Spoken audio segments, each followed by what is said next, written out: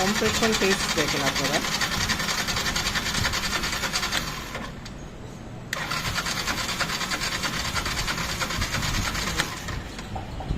এটা Yamaha phasor bike.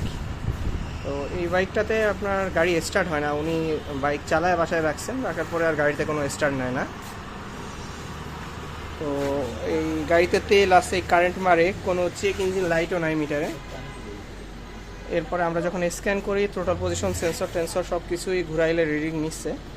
তো আমি দেখালাম আপনাদের শুরুতে কম্প্রেশন টেস্টটা, অর্থাৎ এই গাড়ির কম্প্রেসর মাত্র আপনার 60-70-এর মতন দেখায়। যখন মোবিল ছাড়া তখন 50, আমি মোবিল দিছিলাম, মোবিল দেওয়ার কারণে এখন 70। এই গাড়ির কম্প্রেসর সাধারণত 150 থেকে 60-এর উপরে থাকে। যেহেতু কম্প্রেসর অনেক কম, তাই এটার হেডের মধ্যে কোনো সমস্যা আছে, অর্থাৎ ভালভ খেয়ে যেতে পারে। তো এই ভালভ খেয়ে যায় কি না এটা আবার আমরা আমাদের ক্যামেরা দিয়ে দেখব, বা সরাসরি খুলে ফেলে দেখব, দেন ইনশাল্লাহ বাইকটা স্টার্ট দিলে স্টার্ট হয়ে যাবে। তো অনেকের এই ধরনের ঝামেলা হয়, এটা হলো দীর্ঘ বয়স হয়ে গেলে ভালভের হেড খেয়ে গেলে তখন এই সমস্যা হয়, আর এই স্টার্ট নিয়ে ছেড়ে দেয়।